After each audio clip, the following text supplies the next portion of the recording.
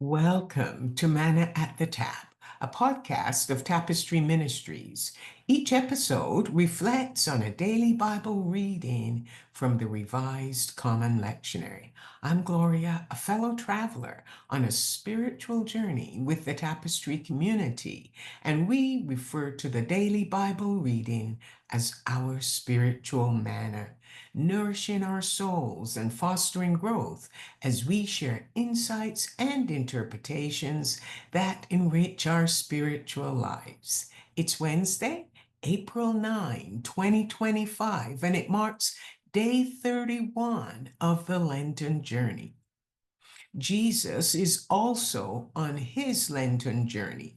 He's traveled through villages and towns, teaching and healing the people as he makes his way up to Jerusalem, and he will arrive in time for the Passover feast. Jesus' parents had taken him to Jerusalem as a child for Passover, but now he will go up to Jerusalem for the final time.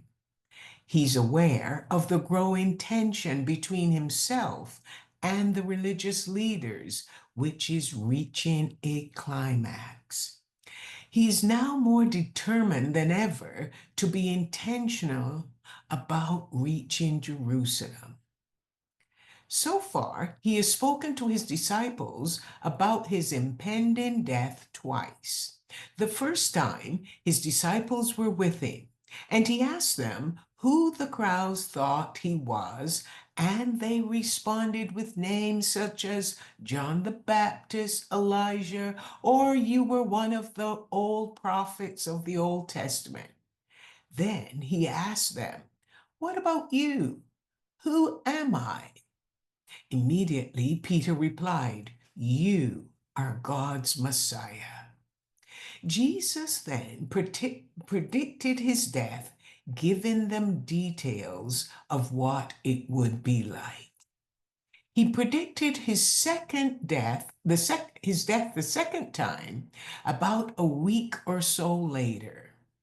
Jesus had taken some time away from the crowds and went up a mountain accompanied by Peter, James, and John for solitude and prayer. While he was praying, two prophets from the Old Testament, Moses and Elijah, joined him.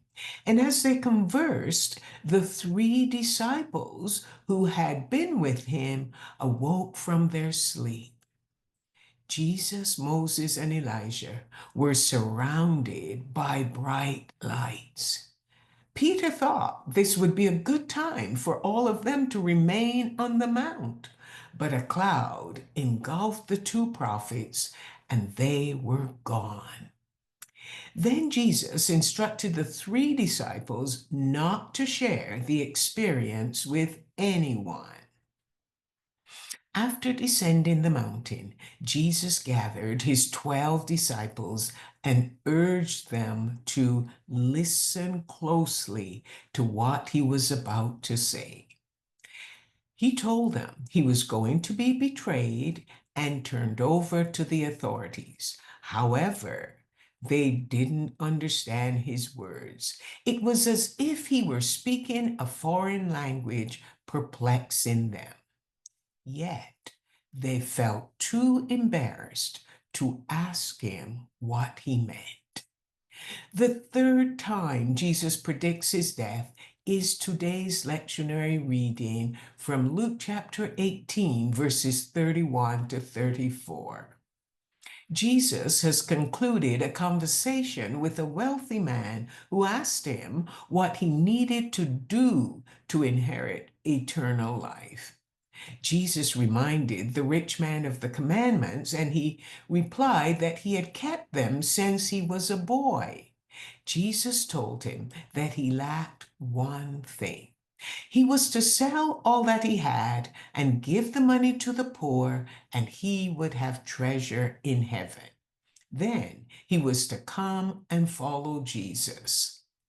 When the wealthy man heard this, he became sad as he walked away.